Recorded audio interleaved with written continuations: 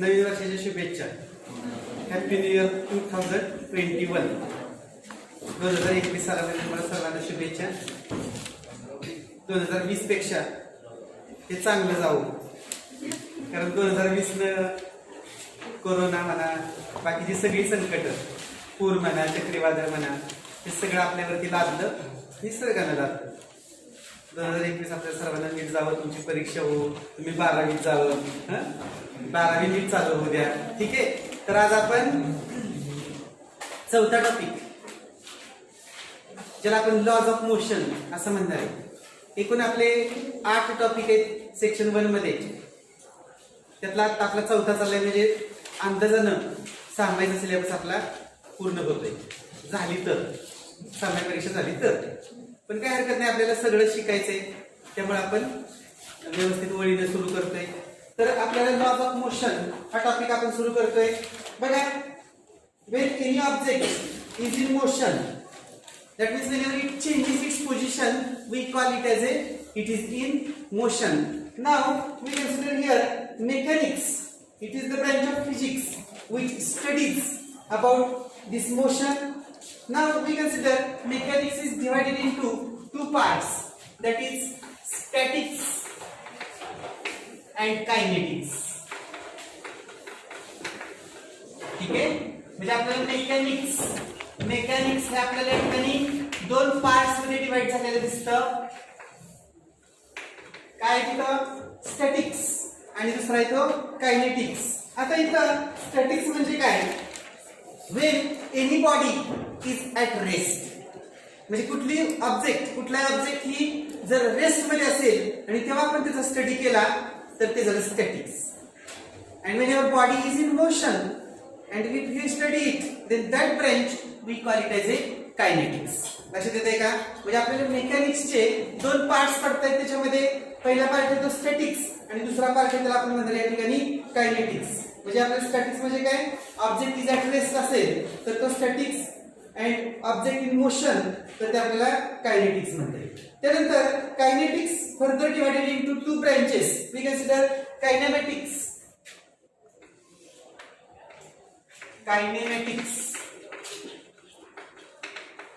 आणि दुसरं आहे dynamics. कायनेमॅटिक्स and dynamics.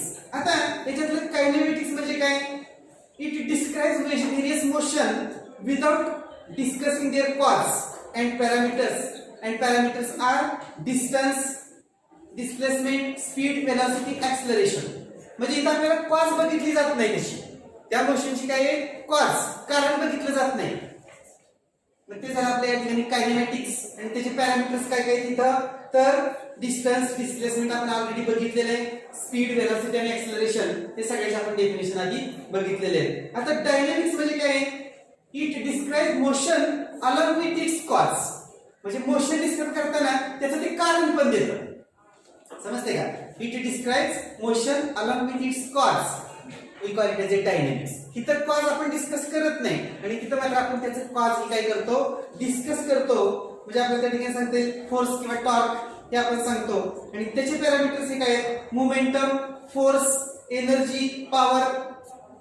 Momentum, force, energy, power हे सगळे काय तिथं, तर त्याचे पॅरामीटर्स आहेत असं आपल्याला सांगता येईल. बोला. 3 4 7 10 12 7 19 25 34 38. अजून येत आहेत, म्हणजे 38 ला आपण अजून येतात. 45 हो ले हे पण रेकॉर्ड होणार असं. आता अरिस्टॉटल्स फॅलेसी आपल्याला या ठिकाणी शॉर्ट मध्ये सांगायचं आहे. अरिस्टॉटल्स फॅलेसी काय, अरिस्टॉटल्स फॅलेसी. तर Aristotle stated that an external force is required to keep a body in motion. म्हणजे बॉडी ही मोशन मध्ये ठेवण्यासाठी एक्सटर्नल फोर्स रिक्वायर्ड. म्हणजे काही समजा आपण असं म्हटलं व्हेइकल हे मोशन मध्ये, तर ते तसंच मोशन मध्ये राहील का, नाही, तर त्याला एक्सटर्नली फोर्स अप्लाय करावा लागेल, टॉर्क अप्लाय करावा लागेल, तरच ते मोशन मध्ये राहील असं आपल्या या ठिकाणी अरिस्टॉटलने सांगितलेलं आहे. नंतर Aristotle fallacy explain by Galileo which is later used by Newton formulating laws of motion. ती फॅलसी काय केली गॅलिलिओ आणि नंतर न्यूटननं लॉज ऑफ मोशन हे सांगण्यासाठी आपल्याला त्या ठिकाणी वापरलेली दिसते. तर हे आपल्याला इंट्रोडक्शन म्हणून एवढं सफिशियंट आहे बघा. मेकॅनिक्स म्हणजे कुठल्याही मोशनचा आपण सगळ्या मोशनचा बॉडी इन मोशन किंवा रेस्ट त्याचा आपण स्टडी करतोय ते झालं मेकॅनिक्स. मेकॅनिक्स दोन पार्ट मध्ये डिवाइड केलं, स्टॅटिक्स आणि कायनेटिक. बॉडी ही जर रेस्ट मध्ये असली ते जे काय आपण तेव्हा हे करू त्याचं सगळं स्टडी करू त्या ब्रँचला आपण म्हटलं स्टॅटिक्स. आणि बॉडी ही मोशन मध्ये असली तर त्याला आपण म्हटलंय कायनेमॅटिक्स. कायनेटिक्स आता कायनेटिक्स आपण दोन पार्ट मध्ये पुन्हा डिवाइड केलं, कायनेमॅटिक्स आणि डायनॅमिक्स. कायनेमॅटिक्स मध्ये काय होतं, कॉज सांगितली जात नाही आणि इथं मात्र कॉज ही सांगितली जाते. याचे पॅरामीटर्स आपण सांगितलं डिस्प्लेसमेंट, व्हेलॉसिटी, ऍक्सेलरेशन वगैरे सगळे. आणि ह्या डायनॅमिक्सचे पॅरामीटर्स आपण सांगितलं काय तिथं तर फोर्स, एनर्जी, मोमेंटम, पॉवर हे सगळं सांगितलं. आता त्यानंतर आपल्याला पुढचा भाग बघायचा आहे Newton's laws of motion. Newton's laws of motion. ठीक आहे. आता न्यूटन्स लॉज तुम्हाला सगळे लॉज माहिती आहेत बघा. मी एक एक फक्त डिस्कस करतो. फर्स्ट लॉ, त्यानंतर सेकंड लॉ आणि थर्ड लॉ की जे ऑलरेडी तुम्हाला शिकून झालेले मागच्या इयत्तांमध्ये मागच्या स्टँडर्ड्स मध्ये. फर्स्ट लॉ काय सांगतो बघा, सर्वांना पाठच असला पाहिजे. Every inanimate body continues in state of rest or in motion unless and until it is acted by an external unbalanced force. काय पहिला, every inanimate body continues in its state of rest or state of motion unless and until it is acted by an external unbalanced force. म्हणजे कुठली body ही जर काय होईल, rest मध्ये असली तर रेस्ट मध्ये राहील किंवा मोशन मध्ये असली तर मोशन मध्ये राहील की जोपर्यंत त्याला एक्सटर्नल अप्लाइड अनबॅलन्स फोर्स त्या ठिकाणी आपण अप्लाय करत नाही तोपर्यंत त्याची हाय ती स्टेट राहणार आहे. म्हणजे आपण असं म्हटलं हे टस्टर आहे समजा, हे स्थिर आहे, याला आपण फक्त फोर्स नाही लावला तर ते स्थिरच राहील. किंवा मोशन मध्ये असलं जर आपण ब्रेक्स नाहीत लावले तर ते मोशन मध्येच राहील. तर हा आपला काय तिथं न्यूटन्स फर्स्ट लॉ आहे. त्यानंतर सेकंड लॉ आपण या ठिकाणी सांगतो rate of change of linear momentum is equal to applied force. Rate of change of linear momentum is equal to applied force. म्हणजे मी असं म्हटलं D D T rate of change linear momentum म्हणजे आपण डीपी बाय डीटी म्हटलं तर म्हणतो मी की पी ला आपण त्या ठिकाणी लिनियर मोमेंटम म्हणतो. पी म्हणजे काय असणार, M into V, mass into velocity म्हणजे मोमेंटम असणार. मराठीमध्ये आपण त्याला सबवेग म्हणूया, सबवेग. मग rate of change of linear momentum is equal to applied force. हे काय असतो तर अप्लाइड फोर्स असतो. कसा ते बघा इथं आपण सांगूया M as it is DV by DT आणि M as it is DV by DT म्हणजे ऍक्सेलरेशन म्हणजे काय असणार इथं फोर्स असणार. Force is equal to mass into acceleration. तर हे rate of change of linear momentum is equal to applied force. मराठीमध्ये सांगायचं म्हटलं तर काय असतं, सबवेग परिवर्तनाचा दर म्हणजेच फोर्स असतो, बल म्हणा वाटलं तर त्याला. समजते का. तर या पद्धतीने आपल्याला हा सेकंड लॉ. आणि थर्ड लॉ काय सांगतो, to every action there is an equal and opposite reaction. प्रत्येक ऍक्शनला काय असणार, इक्वल आणि अपोजिट रिएक्शन असणार. Action reactions are equal. म्हणजे फॉर एक्झाम्पल आपण असं म्हटलं आपण इथं पृथ्वीवरती आपण असं उभं राहिलेले, आपला वेट म्हणजे आपला फोर्स कुठल्या दिशेनं ऍक्ट होतोय, डाऊनवर्ड डायरेक्शन ऍक्ट होतोय. त्याच वेळी काय होतंय, अर्थ सरफेस आपल्याला उलट्या दिशेनं फोर्स अप्लाय करतोय. Action and reactions are equal. समजते का. तर हा आपला न्यूटन्स थर्ड लॉ आहे. तुम्हाला हे तिन्ही लॉज या ठिकाणी झालेले आहेत. मी त्या ठिकाणी फक्त शॉर्टली आपण या ठिकाणी डिस्कस केलेले आहेत. आता याची इम्पॉर्टन्स काय काय इम्पॉर्टन्स आहे बघा. Newton's first law, second law आणि थर्ड लॉ यांची इम्पॉर्टन्स आपण सांगायचंय. तर फर्स्ट लॉ काय सांगतो, it shows N equivalence between state of rest and state of uniform motion along a straight line. Equivalence सांगतं. कशातलं इक्विव्हॅलन्स सांगतं, state of rest and state of uniform motion along a straight line. दुसरा सांगते आपल्याला it defines force as an entity which changes state of motion. Force ही काय तिथं entity, force is an entity which changes state of motion. आणि तिसरा important सांगताना it defines inertia as a fundamental property of every physical quantity. Inertia ही काय तुमची प्रत्येक ऑब्जेक्टची किंवा प्रत्येक फिजिकल ऑब्जेक्टची ही काय तिथं तर फंडामेंटल प्रॉपर्टी असं सांगतं. सेकंड लॉचं इम्पॉर्टन्स बघताना काय दिसेल बघा, it gives measure of force as a rate of change of linear momentum. It gives measure of force as a rate of change of linear momentum. It defines momentum. It defines resultant unbalanced force. समजते का? हा importance आहे. Momentum define करतं, unbalanced force define करतं आणि काय सांगतं इथं rate of change of linear momentum is equal to applied force. आपला त्या ठिकाणी सेकंड लॉचा इम्पॉर्टन्स सांगता येईल. त्यानंतर importance of third law, it defines action and reaction. त्याच्यातच येते it defines action and reaction as a pair of equal and opposite forces along the same line. Action and reaction forces are always on different objects. ठीक आहे. Action reaction forces पुन्हा ते different objects या ठिकाणी सांगता येईल. त्यानंतर आपल्याला पुढचा भाग बघायचा बघा, inertial and non inertial frames of reference. Inertial and non inertial frames of reference.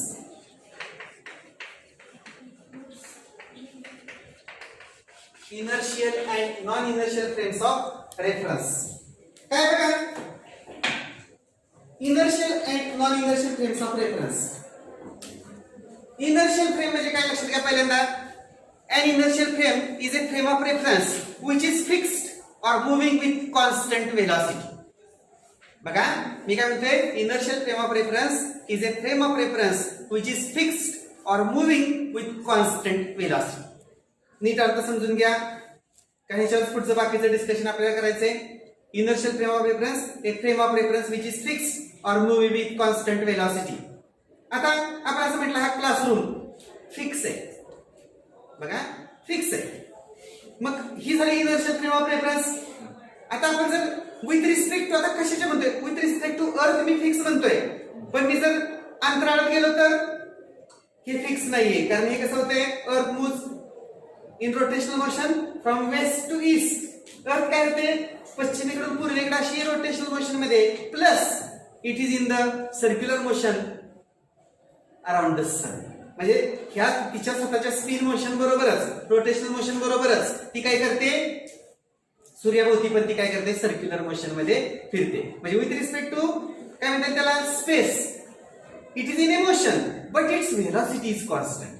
तिची व्हेलॉसिटी कशी कॉन्स्टंट आहे, बदलत नाही. आपल्या माहिती 24 तासात दिवस रात्र होतेच आहे. म्हणजे तिची रोटेशनल मोशनची व्हेलॉसिटी सेम आहे, कॉन्स्टंट आहे. आणि सर्क्युलर मोशनची व्हेलॉसिटी पण कॉन्स्टंट आहे, 364 किंवा 365 समथिंग मध्ये फ्रॅक्शन मध्ये थोडंसं येईल. तर तेवढ्या ह्याच्यामध्ये एक सर्क्युलर मोशन काय करते, अर्थ ही पूर्ण करते. ते बदलते का, नाही बदलत. ती व्हेलॉसिटी बदलते का, अजिबात बदलत नाहीये. म्हणजे ही फ्रेम ऑफ रेफरन्स आपला क्लासरूम म्हणा किंवा कुठली एखादी आपण स्पेस एखादी प्लेस घेतली तर काय असणार, ही कसली असणार, इनर्शियल फ्रेम ऑफ रेफरन्स. म्हणजे पहिली गोष्ट तुम्हाला काय कळालं, inertial frame of reference, a frame of reference which is fixed or moving with constant velocity is called as inertial frame of reference. And Newton's laws of motion, they are valid in such a frame. अशा frame मध्ये काय असतात, Newton's laws of motion काय असतात, valid असतात. म्हणजे तिन्ही lodge मी आता सांगितलेले, first law, second law, third law, हे तिन्ही लॉज काय असतात, इनर्शियल फ्रेम ऑफ रेफरन्स मध्ये व्हॅलिड असतात, ट्रू असतात. समजते का. आता non inertial frame of reference म्हणजे काय म्हणता येईल बघा, a frame of reference which is accelerated और retarded with whose velocity changes. Accelerated frame of reference, ज्या फ्रेम ऑफ रेफरन्सची व्हेलॉसिटी बदलते तिला काय म्हणणार आपण इथं, non inertial frame of reference. And Newton's laws of motion, they are not true और valid in such a frame. बघा मला नेमकं काय म्हणायचं बघा. Non inertial frame of reference म्हणजे काय, ऍक्सलरेटेड और रिटार्डेड. म्हणजे भले व्हेलॉसिटी वाढू द्या कंटिन्युअसली किंवा व्हेलॉसिटी कमी होऊ द्या, पॉझिटिव्ह ऍक्सलरेशन किंवा निगेटिव्ह ऍक्सलरेशन असू द्या, त्या फ्रेम ऑफ रेफरन्सला काय म्हणणार आपण इथं, तर non inertial frame of reference. And Newton's laws of motion, they are not true in such a frame. अशा फ्रेम मध्ये न्यूटन्स लॉज ऑफ मोशन हे ट्रू असत नाही. इमॅजिन करा आपण एखाद्या एसटी मध्ये बसलेले, स्थिर एसटी, तर ती झाली इनर्शियल. पण ड्रायव्हरनं की ही केली, स्टार्ट केली एसटी आणि सुरू केली, जोपर्यंत तिची व्हेलॉसिटी वाढत वाढत वाढत जाते नॉन इनर्शियल. एकदा जर ती व्हेलॉसिटी कॉन्स्टंट झाली तर इनर्शियल. पुढे त्यांनी ब्रेक्स दाबले, जोपर्यंत ती स्टॉप होत नाही त्यावर व्हेलॉसिटी कमी कमी होत जाणार, मग ती नॉन इनर्शियल. स्टॉप झाली की परत इनर्शियल. बर, आता त्याच्यामध्ये पण फरक घेऊया आपण. स्ट्रेट लाईन मध्ये चालली कॉन्स्टंट स्पीड न तर इनर्शियल, पण तिने जर डायरेक्शन कंटिन्युअसली बदलली सर्क्युलर मोशन मध्ये असली परत ती नॉन इनर्शियल. म्हणजे मॅग्निट्यूड किंवा डायरेक्शन दोन्हीतलं काही पण जरी बदललं तरी काय झाली ती नॉन इनर्शियल. कारण असं इमॅजिन करा बघा, ते पण सांगतो मी पुढं. आता accelerated frame of reference passengers experience a push in backward direction. बघा, जेव्हा ऍक्सिलरेटेड होते तेव्हा काय होतं बॅकवर्ड डायरेक्शन, आणि रिटार्डेड झालं तर त्यांना काय होईल पॅसेंजर्सला पुश कुठल्या डायरेक्शन मिळेल forward direction.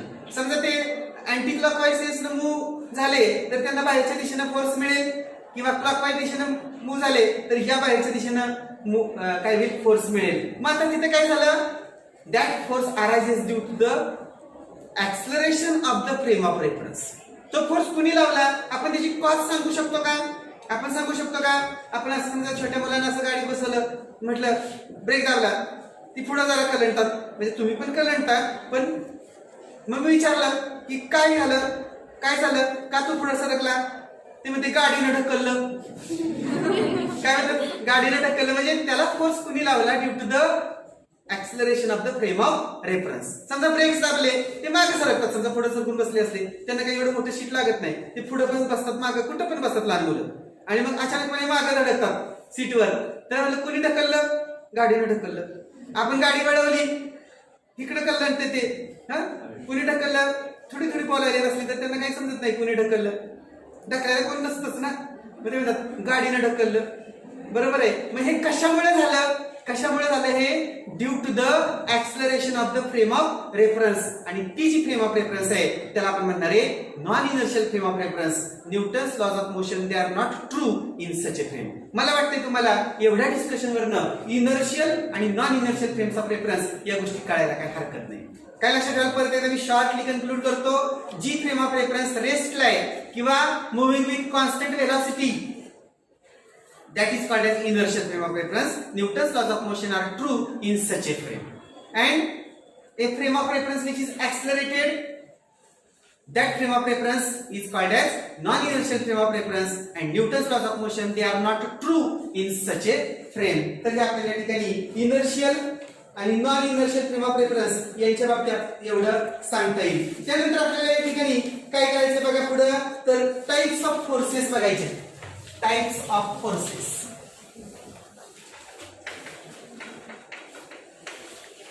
Types of forces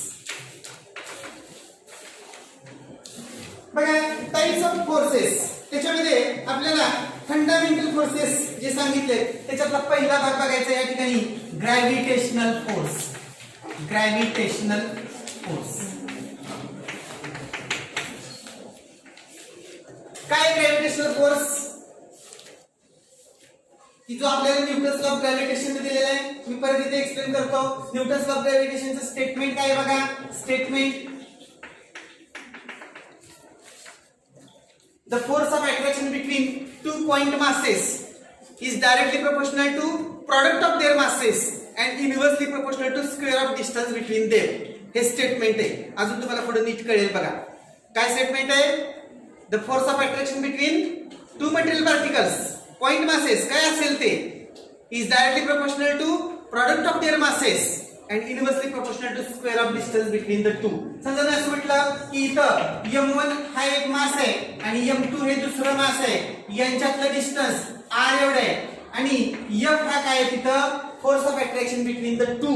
then according to Newton's law of gravitation f proportional to m1 m2 and secondly f proportional to 1 upon r square. आणि हे दोन्ही जर मी कंबाईन करायचं ठरवलं तर f proportional to m1 m2 upon r square, आणि हे मी proportionality sign remove करायचं म्हटलं तर f is equal to capital G m1 m2 upon r square. ज्या ठिकाणी कॅपिटल G हा काय त्या ठिकाणी तर तो जो कॉन्स्टंट आहे त्याला आपण म्हणणार आहे ग्रॅव्हिटेशनल कॉन्स्टंट आणि त्याची व्हॅल्यू जर आपण असं बघितली तर g ची व्हॅल्यू साधारणपणे किती असते g equal to 6.67 into 10⁻13 newton metre square per KG square हे काय तुमच्याकडं त्याचं युनिट आहे. आता याची डायमेन्शन्स काढायची म्हटलं तर तुम्ही वाटलं तर फॉर्म्युला असा लिहू शकता बघा g बरोबर fr square upon m1 m2. मग डायमेन्शन्स काढायची म्हटलं तर काय होईल बघा मी असं लिहितो 4 ची डायमेन्शन m1 l1 t-2 त्यानंतर r स्क्वेअर ची डायमेन्शन मी l2 म्हणतो आणि m1 m2 मी या ठिकाणी m2 म्हणतो आणि मी जर कंबाईन करायचं ठरवलं तर मला असं मिळेल बघा हा 2 वरती गेला m-1 l3 आणि t-2 ही तुमची डायमेन्शन्स ऑफ g असणार. कळतंय का ही तुमची g ची डायमेन्शन्स हे काय असणार हे डायमेन्शन आहे डायमेन्शन ऑफ g आणि ही काय असणार त्याची व्हॅल्यू असणार. तुम्हाला हे पण लक्षात आलं पाहिजे हे जे युनिट मी लिहिलंय ते कसं लिहिलं बघा इथं g ची व्हॅल्यू आपण अशी म्हणली की formula fr square upon m1 m2 force कशात मोजता न्यूटन मध्ये r कशात मोजता मीटर मध्ये म्हणून मीटर स्क्वेअर आलं की नाही न्यूटन मीटर स्क्वेअर आणि मास कशात मोजता केजी मध्ये मोजता ना आणि दोनदा मास म्हणून आपण केजी स्क्वेअर पण लिहू शकतो आणि हेच युनिट मला लिहायचं म्हटलं सीजीएस सिस्टीम मध्ये तर फरक काय होईल बघा डाइन्स न्यूटनच्या ऐवजी काय होईल डाइन्स सेंटीमीटर स्क्वेअर आणि ते काय होणार ग्रॅम स्क्वेअर. कळतंय का तर या पद्धतीने आपल्याला त्या पद्धतीने पुढच्या व्हॅल्यूज मांडता येतील. डायमेन्शन मात्र एकच असणार हा आपला न्यूटन्स लॉ ऑफ ग्रॅव्हिटेशन आणि हा जो फोर्स आहे त्याला आपण म्हणणार आहे ग्रॅव्हिटेशनल फोर्स. कुणाकुणामध्ये अराइज होतो कुठल्या पण मेटल पार्टिकल्स मध्ये समजा हे बेंच आहे मी आहे Newton's law of gravitational force असणार सन आहे अर्थ आहे न्यूटन्स लॉ ऑफ ग्रॅव्हिटेशनचा फोर्स असणार अर्थ आहे मून आहे न्यूटन्स लॉ ऑफ ग्रॅव्हिटेशनचा फोर्स असणार. कळतंय का म्हणजे प्रत्येक बॉडी ही अर्थकडे जी अट्रॅक्ट होते ती ग्रॅव्हिटेशनल फोर्स मुळे अट्रॅक्ट होते. चॉक आपला मी इथून सोडून दिला तर तो खालीच का जाणार तर अर्थ त्याच्याकडे ते अट्रॅक्ट करून येणार. म्हणजे असं काही नाही की याच्यावरच फोर्स आहे अर्थवर पण फोर्स आहे पण मोठ्या बॉडीकडे छोटी बॉडी अट्रॅक्ट होणार की याचा ग्रॅव्हिटेशनल फोर्स अर्थला हे ओढून घेणार नाही. कळतंय का तर या पद्धतीनं आपल्याला हे ग्रॅव्हिटेशनल फोर्स हा जो फोर्स आहे त्याला आपण ग्रॅव्हिटेशनल फोर्स म्हणणार आहे आणि हा साधारणपणे वीक फोर्स आहे असं म्हटलं तरी चालू शकतं. त्यानंतर इलेक्ट्रोमॅग्नेटिक फोर्स शॉर्टलिस्ट मी सांगणार इथं दुसरा फोर्स आहे तो तुमचा काय आहे तर electro magnetic force. Electromagnetic force काय आहे electromagnetic force it is the attractive force between electrically charge particles. आता याच्यासाठी दुसरा लॉ आहे पण आपण आता तो शिकणार नाही कदाचित तुम्हाला इलेक्ट्रोस्टॅटिक टॉपिक जर झाला असेल मला माहित नाही आता वर्गात शिकवलं मॅडमने शिकवलं का इलेक्ट्रोस्टॅटिक्स त्याच्यामध्ये कुलॉम्स लॉ आहे म्हणजे पॉझिटिव्ह निगेटिव्ह पॉझिटिव्ह यांच्यामध्ये फोर्सेस असतात. अनलाईक चार्जेस असले तर अट्रॅक्टिव्ह फोर्स असतो लाईक असले तर पॉझिटिव्ह बॉडी पॉझिटिव्ह मध्ये रिपल्सिव्ह निगेटिव्ह मध्ये रिपल्सिव्ह आणि तो जो फोर्स आहे त्याला आपण म्हणणार आहे इलेक्ट्रोमॅग्नेटिक फोर्स. कळतंय का म्हणजे अगर आपण असं म्हटलं की नॉर्थ आणि साऊथ हे दोन पोल्स आहेत मॅग्नेटचे तर नॉर्थ साऊथ दोन जर मॅग्नेट घेतले नॉर्थ साऊथ एकत्र केलं अट्रॅक्शन साऊथ नॉर्थ एकत्र केलं तरी सुद्धा अट्रॅक्शन पण नॉर्थ साऊथ आणि सॉरी नॉर्थ आणि साऊथ याच्यामध्ये काय राहणार आहे कायमस्वरूपी रिपल्शन असणार आहे. ते जे फोर्सेस आहेत ते सगळ्यांना आपण म्हणणार आहे इलेक्ट्रोमॅग्नेटिक फोर्स आणि ते आपल्याला कुलॉम्स लॉ त्या ठिकाणी दिलेले आहेत. म्हणजे याच्यामध्ये आपल्याला डिटेल काय बाकीचं एवढं मी सांगितलं एवढं सफिशियंट आहे. इलेक्ट्रिकली चार्ज पार्टिकल्स मध्ये फोर्स असतो त्यांना म्हणणार आपण त्या ठिकाणी इलेक्ट्रोमॅग्नेटिक फोर्स नाही का.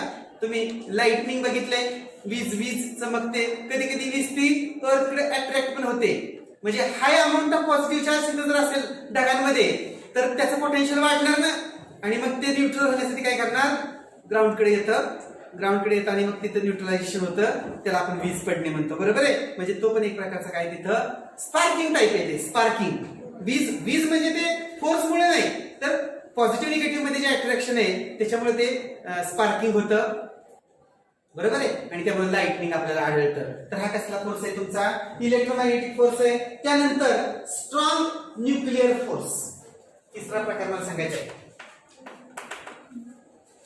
Strong nuclear force. बघा आता स्ट्रॉंग न्यूक्लियर फोर्स मी असं म्हटलं, हा जो फोर्स आहे हा स्ट्रॉंगेस्ट फोर्स आहे. म्हणजे हा जो फोर्स आहे तो कम्प्लीट स्ट्रॉंगेस्ट फोर्स आहे. स्ट्रॉंगेस्ट का म्हणायचं? बघा आता तुम्हाला आता बाकी केमिस्ट्रीमध्ये वगैरे सगळ्या गोष्टी झालेल्या असतील. आपण ऍटम घेतला तर ऍटमला काय काय असणार? न्यूक्लियस असतो. न्यूक्लियस मध्ये काय राहतं? प्रोटॉन्स आणि न्यूट्रॉन्स राहतात. प्रोटॉन्स आणि न्यूट्रॉन्स राहतात. आणि निगेटिव्ह चार्ज इलेक्ट्रॉन्स काय होतात? They revolves into the circular orbit. Negative charge electrons काय होतात? सर्क्युलर ऑर्बिट मध्ये रिव्हॉल्व होतात. मात्र लक्षात घ्या, प्रोटॉन्स एक असतो एका न्यूक्लियस मध्ये, जेवढे इलेक्ट्रॉन्स आहेत तेवढेच प्रोटॉन्स असतात ना, आणि ते एकत्र राहतायत. आपण आत्ताच काय म्हटलं?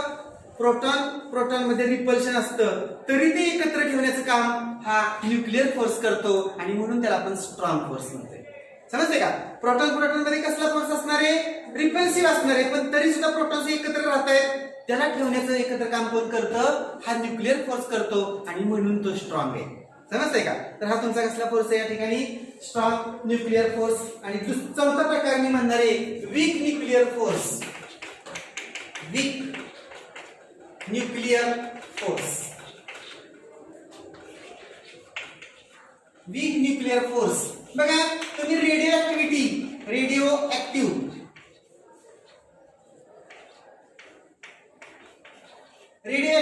एलिमेंट्स माहित असेल तुम्हाला.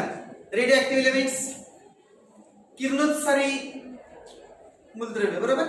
एलिमेंट्स मूलद्रव्य म्हणजे काय होतं? अल्फा बीटा आणि गॅमा पार्टिकल्स त्याच्यातून बाहेर पडतात. Very heavy न्यूक्लिआय.